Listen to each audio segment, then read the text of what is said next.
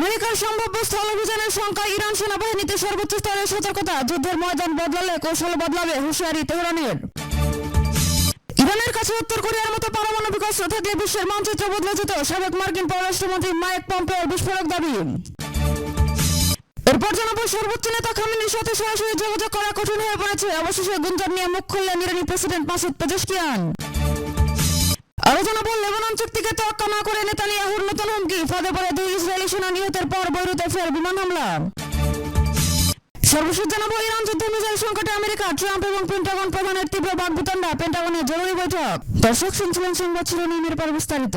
তবে তার আগে অনুরোধ থাকবে, যদি ইরানকে ভালোবেসে থাকেন তাহলে ভিডিওটিতে একটি লাইক দিন, চ্যানেলটি সাবস্ক্রাইব করুন এবং কমেন্টে অবশ্যই ইরান জিন্দাবাদ লিখুন। আমেরিকান বাহিনীর সঙ্গে চলমান কূটনৈতিক আলোচনার ব্যর্থতার শঙ্কায় ইরান নিজেদের সামরিক বাহিনীকে সর্বোচ্চ সতর্কতায় উন্নীত করেছে।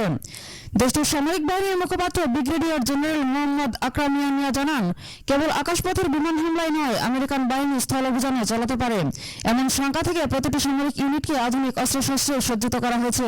তেহরান স্পষ্ট বার্তা দিয়েছে, সীমান্তে বা যুদ্ধের ময়দান পরিবর্তিত হলে ইরান তাদের গোপন সামরিক কৌশল উন্মোচন করবে, যা পেন্টাগনের সব হিসাব উল্টে দেবে। সাবেক মার্কিন পররাষ্ট্রমন্ত্রী মাইক পম্পেও এক বিবৃতিতে দাবি করেছেন, যুক্তরাষ্ট্র ইরানকে উত্তর কোরিয়ার চেয়ে বড় নিরাপত্তা হুমকি বলে মনে করেন। পম্পেওর মতে, উত্তর কোরিয়া বা কিম জং উন বিশ্বমঞ্চে ততটা আক্রমণাত্মক নীতি গ্রহণ করেননি যতটা ইরান নিয়মিত মধ্যপ্রাচ্য এবং পশ্চিমা বিশ্বের বিরুদ্ধে করে থাকে।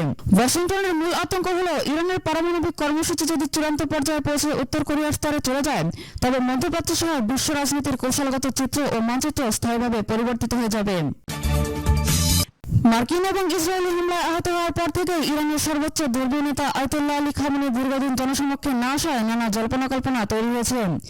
এই বিষয়ে প্রথমবারের মতো কথা বলেছেন প্রেসিডেন্ট মাসুদ পেজেশকিয়ান। তিনি স্বীকার করেছেন যে বর্তমান কঠোর নিরাপত্তা পরিস্থিতির কারণে সর্বোচ্চ নেতার সঙ্গে সরাসরি যোগাযোগ করা বেশ কঠিন হয়ে পড়েছে। তবে তিনি আশ্বস্ত করেছেন যে খামেনি পর্দার আড়াল থেকে রাষ্ট্রের প্রতিটি নীতিগত সিদ্ধান্তে দিক নির্দেশনা দিয়ে যাচ্ছেন এবং তিনি জাতির আত্মবিশ্বাসের মূল কেন্দ্রবিন্দু হিসেবে বহাল আছেন। লেবাননে মার্কিন মধ্যস্থতায় যুদ্ধবিরতি চুক্তি চূড়ান্ত হওয়ার আগে তা তোয়াক্কা না করার স্পষ্ট ঘোষণা দিয়েছেন ইসরায়েলি প্রধানমন্ত্রী বেনিয়ামিন নেতানিয়াহু। তিনি জানান, ডোনাল্ড ট্রাম্প ওয়াশিংটনে ইসরায়েলের সর্বকালের সেরা বন্ধু হলেও ইসরায়েল তার সার্বভৌমত্ব এবং নিরাপত্তার স্বার্থে যেকোনো স্বাধীন সিদ্ধান্ত নেবে। এই মন্তব্যের পরপরই লেবাননের একটি ভবনে ঢুকতে গিয়ে হিজবুল্লাহর পেতে রাখা বোমার বিস্ফোরণে 2 জন ইসরায়েলি সেনা নিহত এবং 4 জন আহত হন।